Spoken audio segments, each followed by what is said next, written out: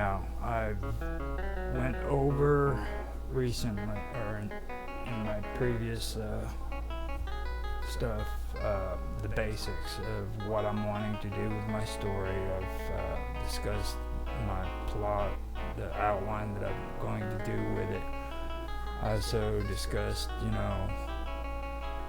the whole process that I need to do, and like the format that I want. I want to do short stories that link together and stuff like that. And before I go any further, I do also want to say that like it sounds kind of like it's a tutorial that I'm doing, but don't get me wrong. Okay, it's not by any means a tutorial that I'm doing with this stream whatsoever. I'm just trying to explain and put down in audio and video terms what I'm doing on my project when it comes to writing a story. So that's all I'm doing. This is 100% the way I'm doing it, and that's it. But I went through all of the technical, basically the technical stuff that needs to be done, or that I need to do, and how I'm going to do it. But I still want to get more in depth with the actual story. I am wanting to name the whole story series Clash, and each short story is going to have its own name. And when I start out the first story, I'm going to start out with the opening scene being who I call the Overking. I don't call him a king or an emperor or anything like that. He's the Overking, and his name's Zuthra. And he's basically going to be the main character for the first short story that I have in the first short story. So. But he's going to be sitting on his throne, and it's going to sit up on a dais, and it's going to be surrounded by pillars that stretch really high up to the ceilings in his throne room. And that throne room is going to be called the Divine Throne Room, and the Divine Throne Room is going to be pretty important. I did some research on my old D&D games and stuff, and there were some ideas that I pulled off of D&D, and I had some ideas too that came out of Forgotten Realms that I wanted to incorporate into this short story. I messed around a little bit with the ufology stuff, but I didn't really put a lot of it in there, but there is some. And the dais is the reason, or is one thing too that I wanted to add into this part, because like dais is very important even historically. It was a sign of respect, you know what I mean, and they actually have a purpose behind it. So I wanted to set up a scene that had daises, and then the pillars. I wanted the pillars to have certain mysterious abilities that was involved with them that I remember back when I was doing Dungeons and Dragons, and at the same time, I didn't want to make it one of those stories that was all about like magic and Dungeons and Dragons and wizards and things like that, because as well as science either, I didn't want, or I don't want it to have like all sci-fi stuff. In this world, I want it to kind of like just be there, you know what I mean? They don't call it science, they don't call it magic, it's just the way it is, And that's kind of the atmosphere that I want to go with it, instead of technology or instead of magic, it's just what they do, you know what I mean?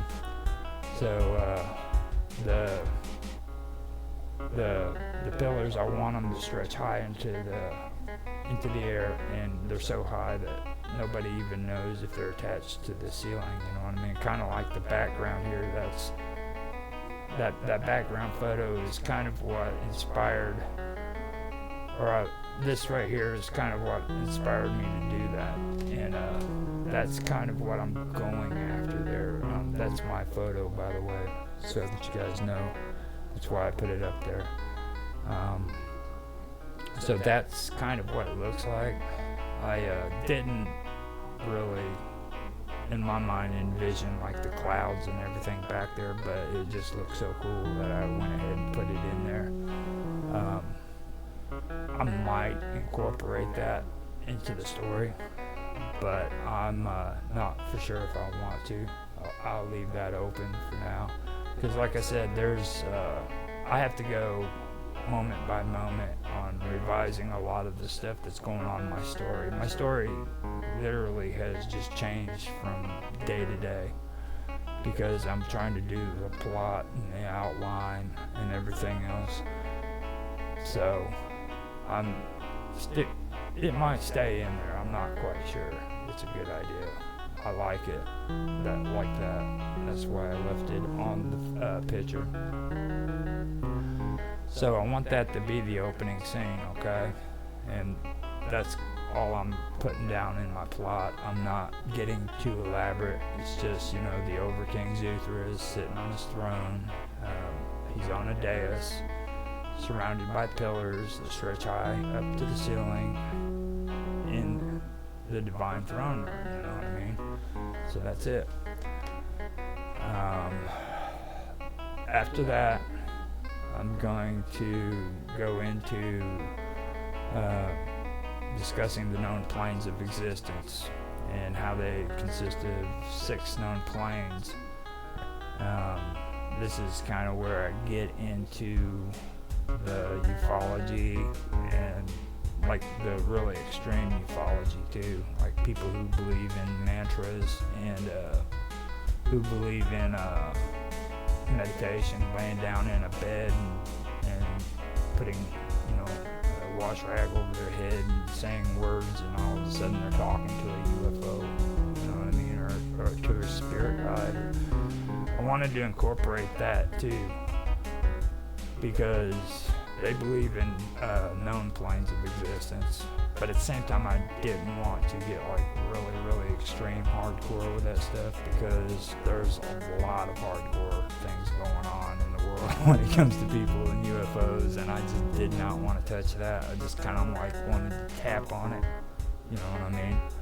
So what I did is I made I did a description of the known planes of existence, gave it 6 planes of existence, and then I went and I described them. They're known as like the higher planes of Lycia, or Lycia, however you want to pronounce it. And then there's the planes of Protean, and then the cardinal planes, and then the Ophidian planes, the Serpentine planes, and the Saurian planes. So I went from Zuthra being on his thrones to going in and describing the known planes of existence. And as I go through, I'll bring it out, but all I wanted to do was, set up my plot, and because that's what I'm covering right now. I'm covering the plot for my story and stuff. So each higher plane of existence is going to be mentioned, don't get me wrong, but I don't know at this point how much they're going to be explained, you know what I mean? And this goes back to what I was talking about before about being too descriptive.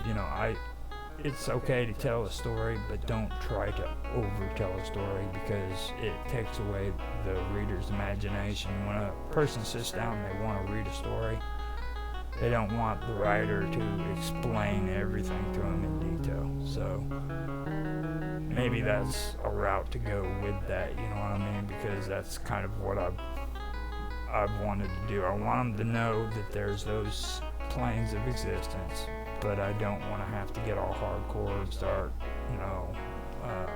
explaining each of them and what's going on there and things like that. Now, if it's necessary, then yeah, I'll do that, but I'm not going to do it. Now, the hard part for me is like I said before, is the theme stated. And at some point in this part, I have to do a theme stated. And I've decided that it's going to be the act of providence is in knowing things to come before they happen. Alright? And when I introduce this into the story, it has to be from just an insignificant person who really doesn't have anything to do with the story whatsoever, but it's something that's so profound that the antagonist or the character, I don't know if it's the antagonist or not, to be honest. I think I got that wrong. but the main character has to remember it in his mind, and it's kind of like an awakening, you know what I mean? It makes him realize that, or learn his lesson, basically. And that's going to be what the theme stated is. Now, Zuthra is going to be the main character in the short story, and he's going to hear the theme stated from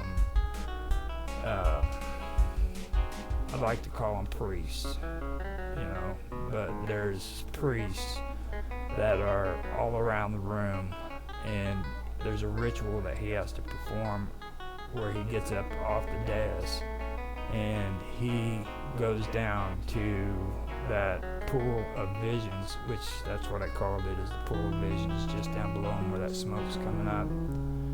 And he has to do a ritual, and what happens is these priests come out of the sides where the pillars are, and they come around the pool of visions, and they hold hands with them, and things start to occur to where he starts to have visions of things to come, memories of his past, everything all at once.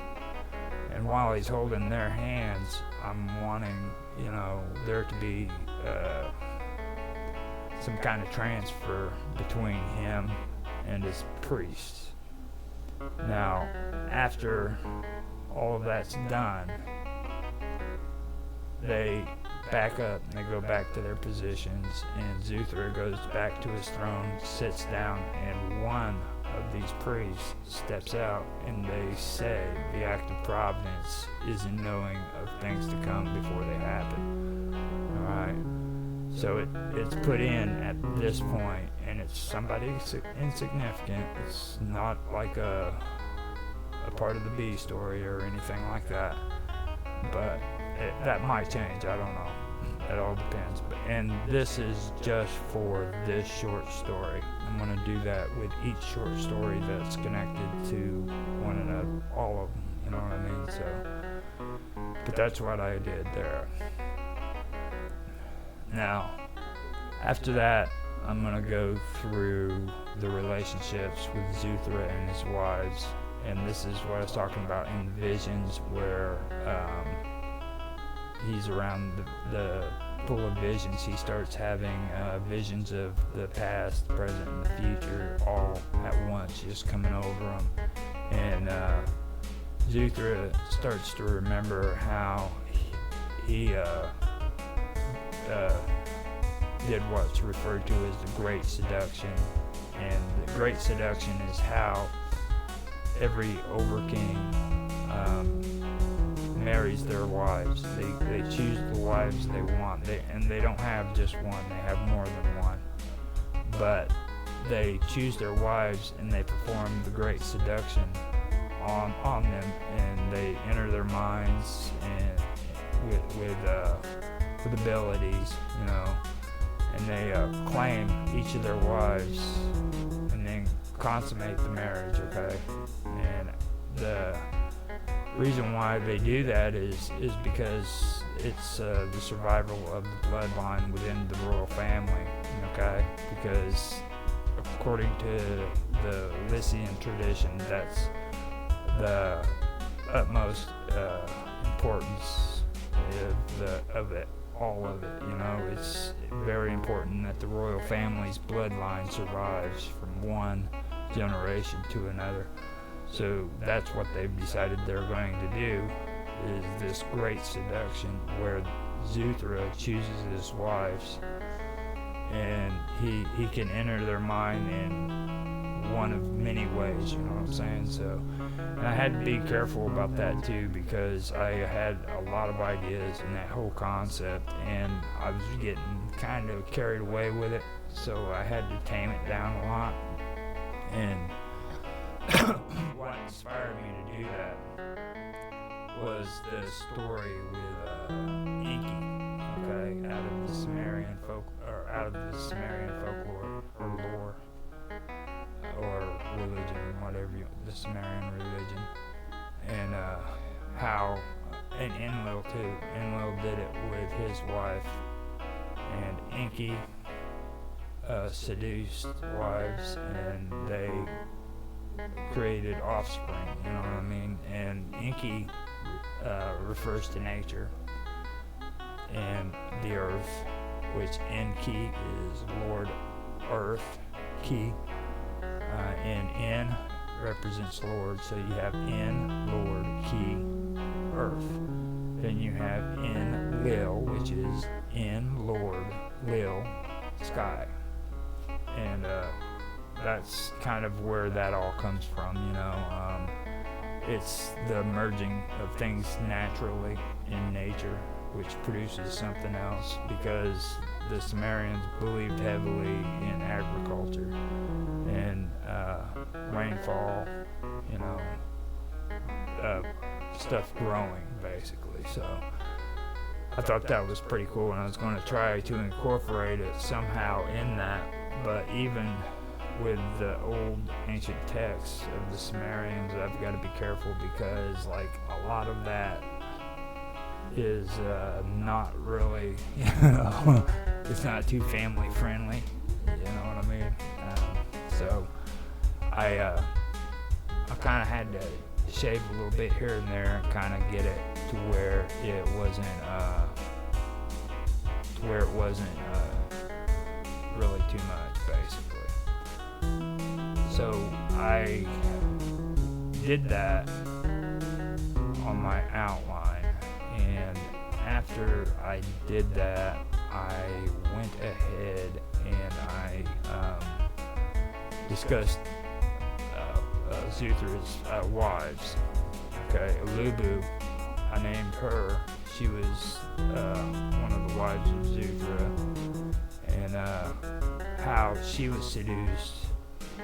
And what happened was Zuthra placed his hand on her head while she was asleep, and then she had a dream and made love to him in her dream. Okay, it wasn't even physical contact, but she ended up getting impregnated by him, and that consummated their marriage.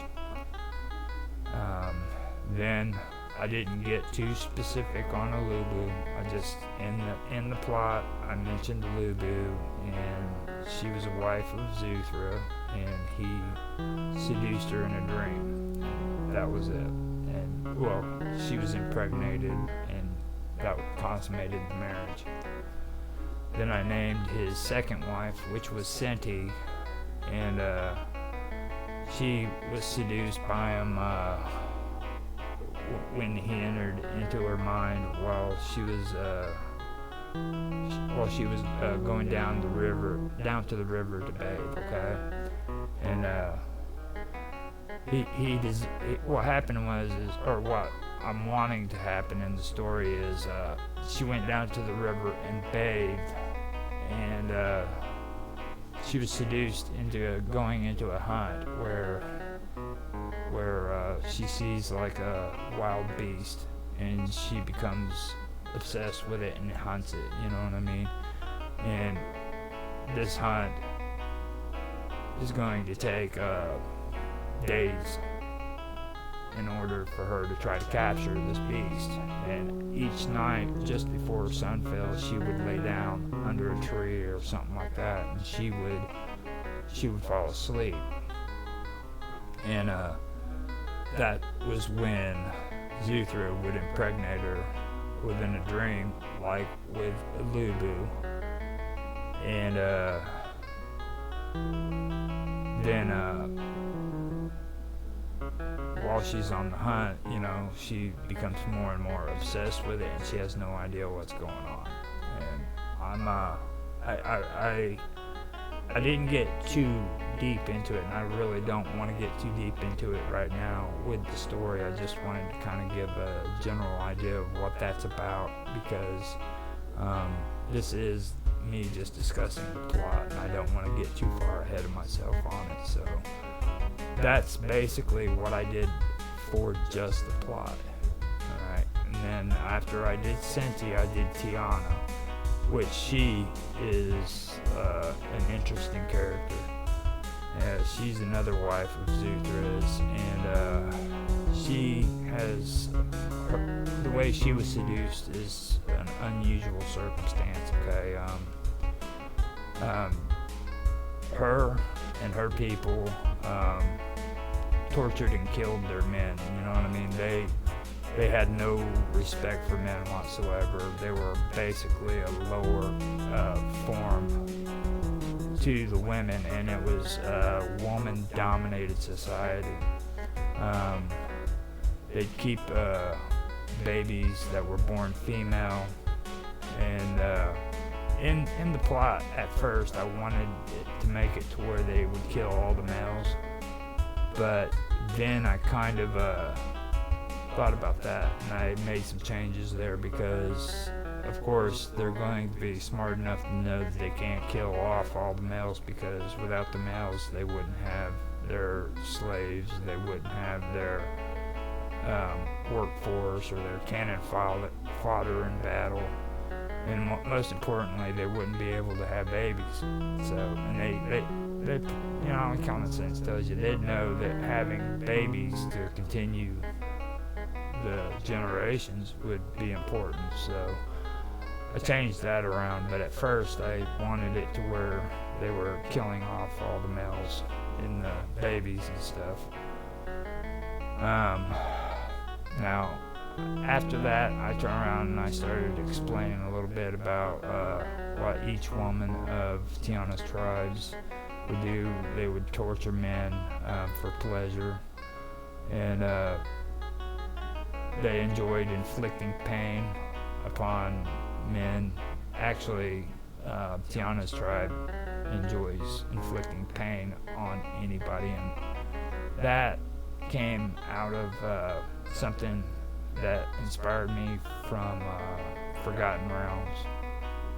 There's Scourge Maidens in Forgotten Realms that I wanted to kind of incorporate into my story. But then as I was doing this, I started realizing that's kind of countering the whole storyline. So I had to come up with a way of fitting that in with the story, and it really made it kind of interesting how I did. I really had to tame down on her and her people and their part of the story, because it was just too much. It just didn't make sense, and I had to kind of shave things off and say, okay, this is what's going on. But originally I wanted it to be like that, and after a while, through Tiana's bloodlust, because she liked to torture men and stuff, Zuthra was able to use that bloodlust to consummate the marriage and impregnate her with a child. And that's what I did there. I wanted to talk about the wives and how he did the great seduction on them. And once I did that, I ended up continuing on to 4. This is the 4th part of the plot. The 3rd part was the one I was talking about his wives, and then we come to the 4th part of the plot. And that one has to do with the realms. You know, all throughout the realms, merchants and warlords would pillage, and they trade goods, and they also dictated what was made, who could make it, and who people can buy from and sell to. You know what I mean? There was a merchants or a merchant guild kind of like going on all through the realms of Lycia, and you had to deal with these people, and that was it. If you were caught, you know, trading with people that weren't approved by this guild, then you'd be caught. If you were caught, I should say, you would be, you know, killed, basically. Then you had warlords, and they would destroy settlements, and they would basically what warlords do. If you didn't follow their orders, pay tribute to them, you know, they would destroy your settlements and your villages and kill you. You know, so I wanted to introduce that into the story to kind of give a description of the realms, the merchants and the warlords, and, you know, trading goods, and kind of a dictator environment going on there with pillaging from warlords, and there's even going to be I guess you could call them pirates, whatever. I don't know about that. You know what I mean? I'm still working that out. But there is going to be some form of black market that takes place. And the story progresses too, so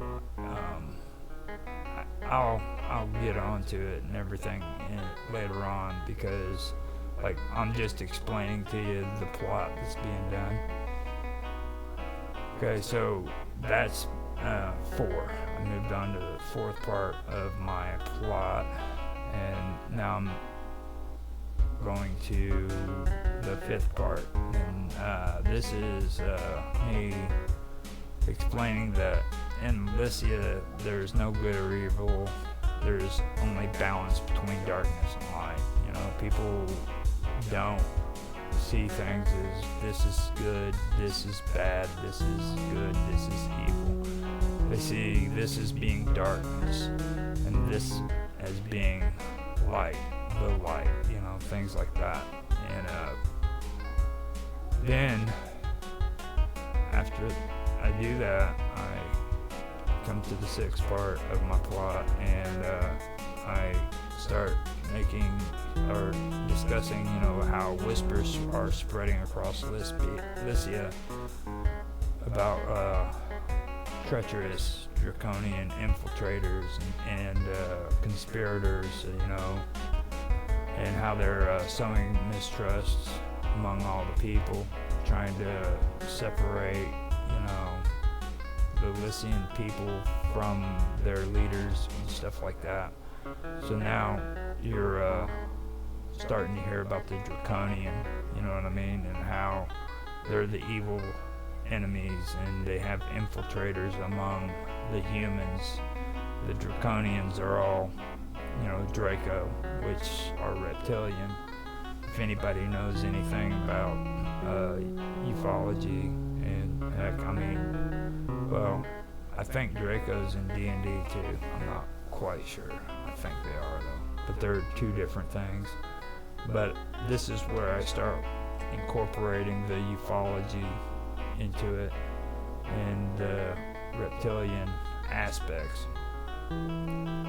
So I start talking about that, and when I start talking about that, I move from 6 to 7, And in 7 is where I start talking about a character that I named Obtu, and he's a reptilian priest from Draco, and he travels to Lycia, and his whole sole purpose is, because he's a priest, his purpose is to sway humans into following the ways of the Draco.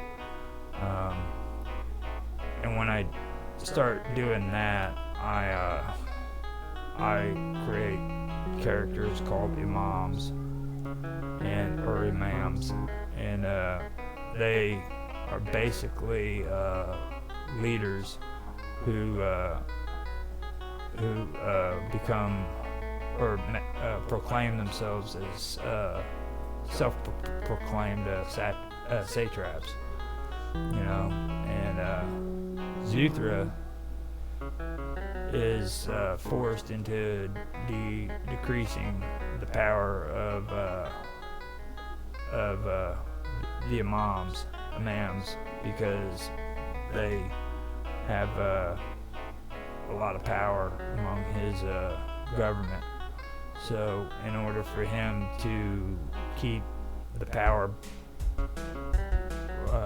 for himself, he has to decrease their power, and that means replacing imams with imams that he can trust, and then the responsibilities of the imams start decreasing, and eventually they only consist of delegating between the merchants and Zuthra, so now you see a power structure that changes, and the imams who don't become self-proclaimed satraps end up doing negotiations with the merchants. Okay? Now, many of the ones who didn't, start trying to proclaim themselves as satraps, and they're still in allegiance with the Draco, they conspire with Obtu with illegal trades, and that's where the whole black market aspect comes in that I was talking about. So now you have this illegal black market where the merchants, the imams, and the self-proclaimed satraps are working behind the scenes against Zuthra, and they're conspiring with Obtu too, who's this Draco reptilian priest who's traveled to Lycia to sway everyone, humans, doesn't matter who they are, into following the ways of the Draco. And this is also a strategy that he's using too in order to take over the governments and stuff like that. And again, I go back to, if you're into the ufology and stuff like that, you'll understand that completely, 100%, because I've gone through all that stuff, and people talk about that all the time. And now I'm talking about like the hardcore stuff too. I'm talking about like the secret space program and stuff like that. Okay, this isn't like freaking ancient aliens and things like that. I'm talking about the hardcore ones that believe in this stuff. There's a lot of good imagination there. It doesn't matter if I believe it or if I don't believe it. I love the imagination that comes out of that stuff. I mean, it's just amazing, some of the stuff that I've heard on there or on that topic. So that's basically what I want to do there. And then I also want to make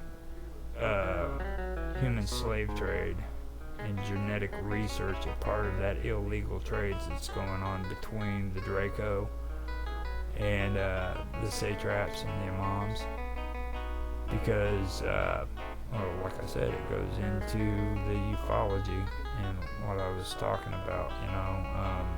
There's a lot of them that believe in genetic research being done and human slave trade.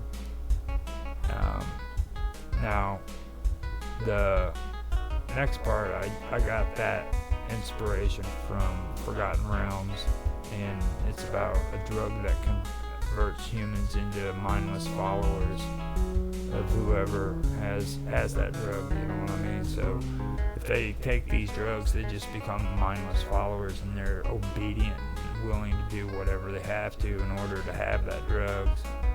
And by this point, most of the imams and merchants are influenced by the drug. And those who aren't, they just trade with Obtu out of greed. You know what I mean? They're just greedy as hell.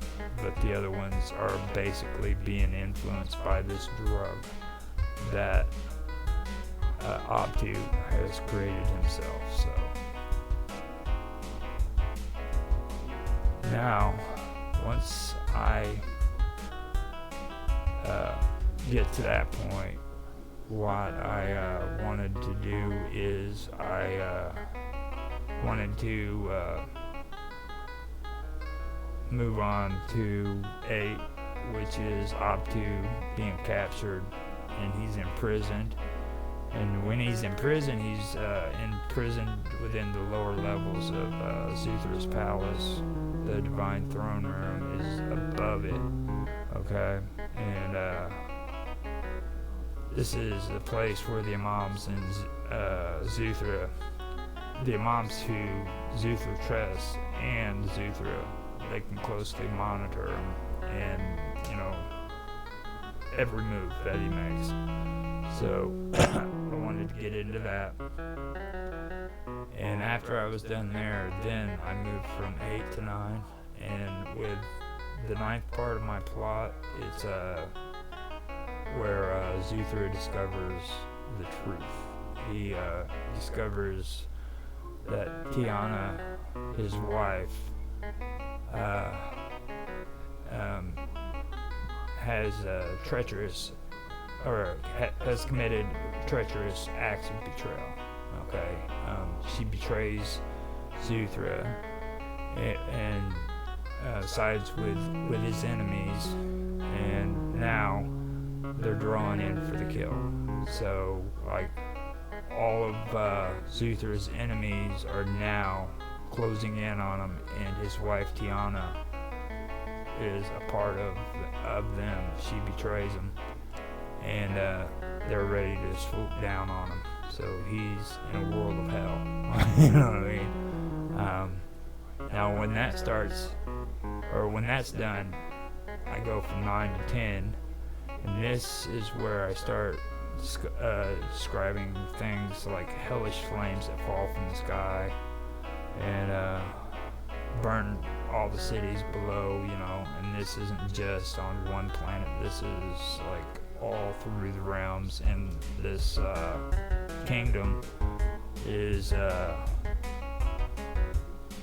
like interplanetary, you know what I mean? It's not like just one planet or one place. This is happening simultaneously all through this world in space, and, you know, planes of existence, realms, things like that. So what I did here is this is where I start describing the high heavens of Lycia, and then the terrorist capital. I call it the terrorist capital of the divines, and then the divine palace. And what happens is Zuthra's trusted imams, okay, they end up placing the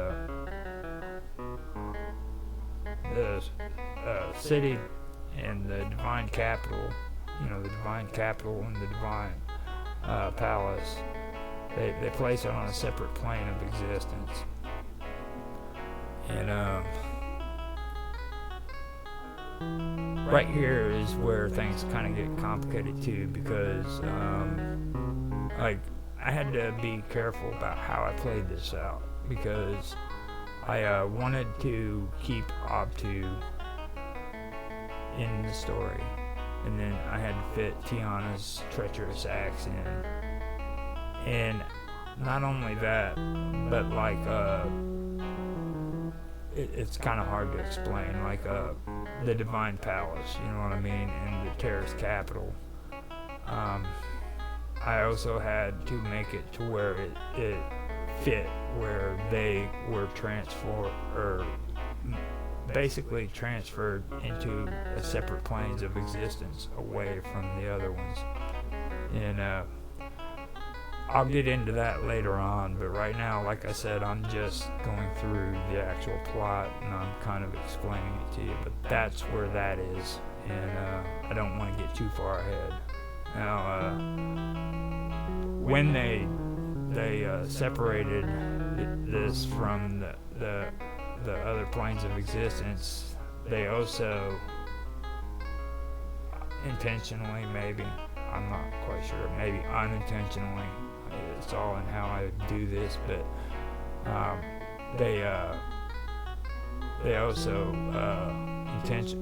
include freaking Obtu when they separate from the other planes of existence. So now they have Obtu in the lower levels of the Divine Palace, and he's imprisoned, and they're separate. You know what I mean? They're away from the rest of these planes of existence. So I have that going on. Now, they're protected from the upcoming invasion of the Draco, but the high heavens, now the high heavens are still not all of the high heavens are still a part of the terrorist capital, you know what I mean, even though they're protected. So they were transported to another plane of existence, but then the terrorist capital of the Divine and the Divine Palace are also separated from the higher heavens of Lycia into another plane of existence that separates them from the higher heavens of Lycia. So I wanted to do that to where there's different areas, and I got that from Dungeons and Dragons. There's a mythical place where in Dungeons and Dragons where what are they called, the civils, come from, or no, what are they called, in Nord mythology, they're the ones that are like, they look like females, but they're not really females. That's where I got the idea from, and they always had the blonde hair and the freaking bows and stuff like that. I can't remember the name of them, but that is kind of what I wanted to do there with them, and I think it is the civils in Dungeons and Dragons. There's a levels that they have to go to on this mountaintop, and they have to go through it, and they have trials and tests they have to go through in order to make it to the top.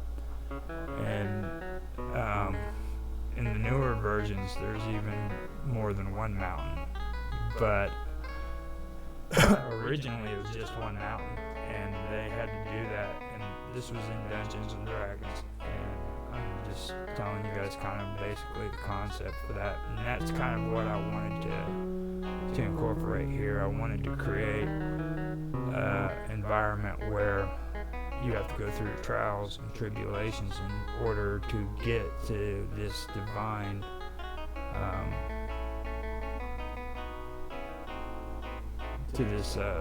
terrorist capital and the Divine Palace and stuff. So, and then on top of that, you have Obtu, who's trapped within the Divine Palace. So, kind of makes a little twist there between darkness and light, kind of thing. So, And then after that, I leave from 10 and I go to 11, which is the closing scene.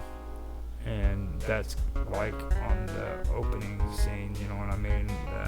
I create a scene of what happens, or what it looks like after all this happens. And again, it happens with Zuthra. He's sitting within the divine throne room, and he knows that his enemies are almost on him, and the end is close at hand, you know. Oh, actually, this isn't it. This is 11, but it's where it's getting really, really dark. You know what I'm saying? Things are freaking really bad. So Zuthra is sitting in the divine throne room, and he knows that his enemies are almost, you know, at his doorstep, and the end seems close. So at first I wanted it to where he's like grieving over the lives lost of his people, because he can like feel their pain and everything like that, because of he has these really, really strong mental abilities and stuff.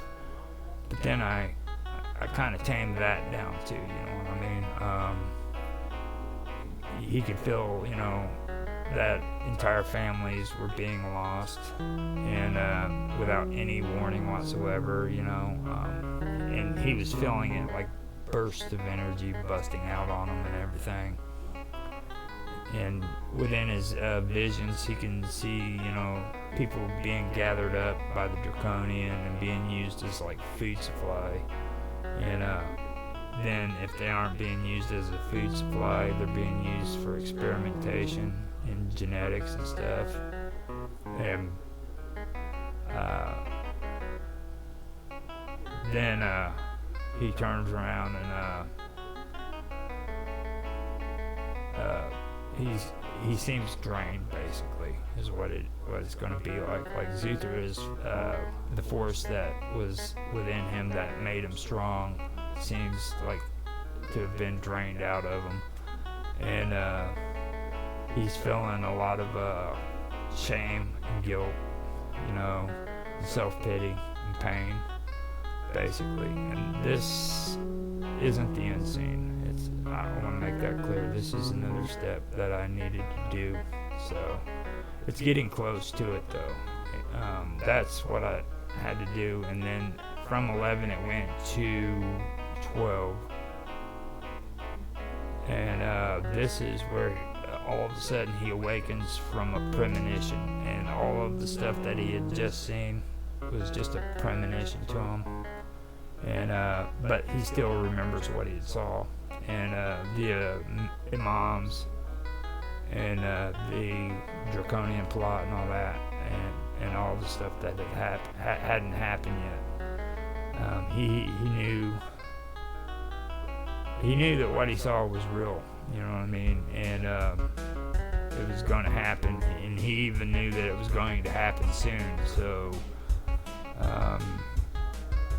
all of a sudden, out of nowhere, he heard the familiar words cross through his head, and that's the act of providence, is knowing things to come before they happen. So that's where it fits in, and Zuthra immediately responds. He begins to evacuate all the people, and the imams, they still isolate the high heavens and the palace of the divine. They transport him to other planes, and still Optu is a prisoner within the lower levels of the palace. I'm going to leave that like that. And I'm also going to make it to where he had just been captured. Okay, he had just been captured when Zuthra came out of his premonition, and he was placed in the lower levels of the palace by the imams.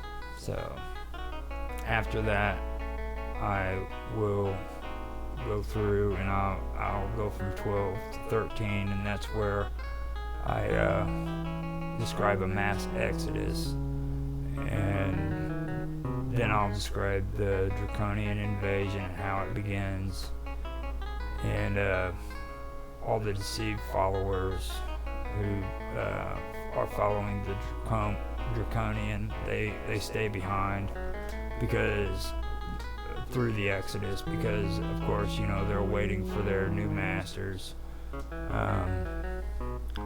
Then I'm gonna make it to where Zuthra basically organizes, or I was, being honest, I was gonna do this, but I wanted to organize routes of evacuation and stuff like that. But then that's where it gets back into what I was talking about with trying to be too descriptive, you know.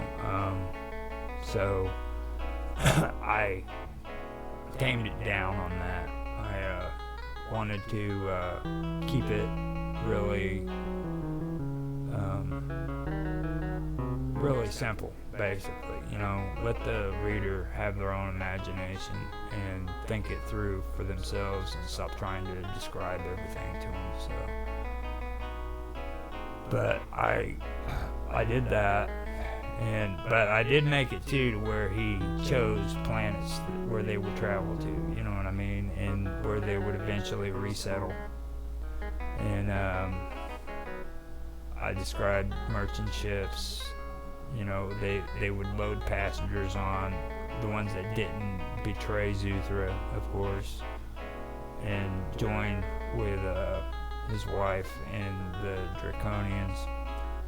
But then I was actually going to start implementing like military battleships that were en route and ready to prepare for battle.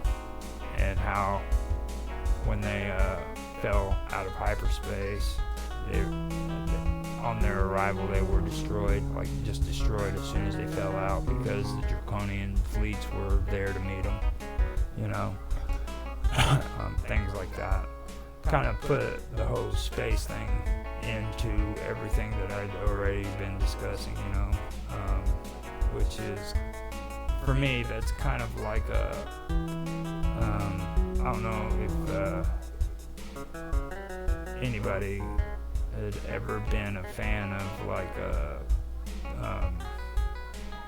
Farscape, you know, but that's kind of like the whole twist thing that I wanted to when I was going that route. I'm still in the process of thinking it over, you know what I mean, because I haven't got my raw or my draft done yet, you know what I mean, all the way. But that was kind of the kind of thing I wanted to introduce there, and hopefully I can pull that off. But like I said, it's a moment by moment change in my story. So, but that was kind of what I wanted to do there, and describe how the survivors fled and how Zuthra in the divine throne room was placed in a plane of existence separate from the rest of them, you know what I mean? Now is the final scene, and what happens is Lycia just laid in ruins, and the imams who proclaim themselves satraps regain their powers, and they were under the control of their new Empress Tiana, which is the wife of Zuthra. And she was a puppet ruler for the Draconian Empire.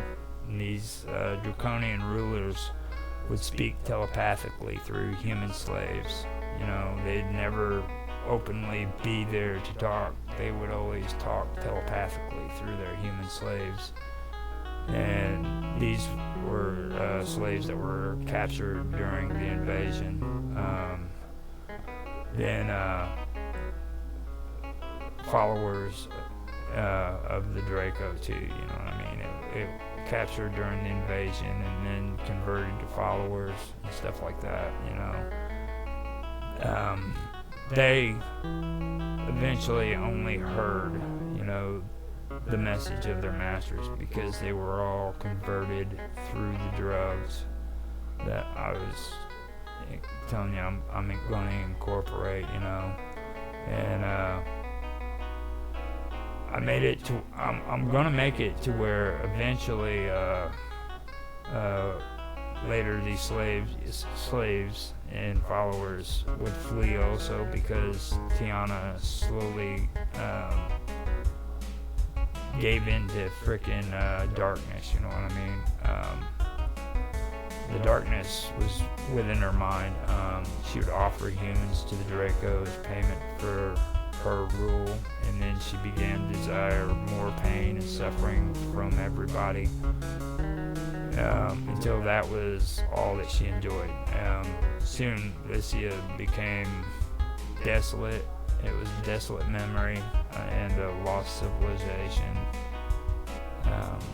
and just, nothing but lost stories, or stories of a lost civilization that fell like years before, you know what I mean? And that is basically how I want the closing scene for it to end on this one short story.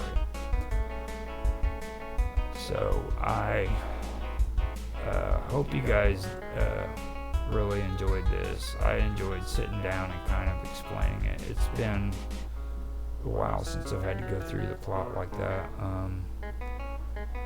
I did have to record this ahead of time, because right now we have a lot of things going on where there's tons of my family coming into the house and helping with cleaning and stuff that's going on right now. So I wanted to get this taken care of before any of them showed up, so that I could actually have some quiet time and get it done. So when I'm streaming this, I will stop the video in the live stream though, because it's on the OBS. I have an option to pause if anybody wants to talk about anything that I'm talking about, and I'd be more than happy to do that. So I've said it before, I just wanted to say it again so that everybody understands, but I did enjoy doing the plot and everything. And after this, what I'm going to do is I am going to discuss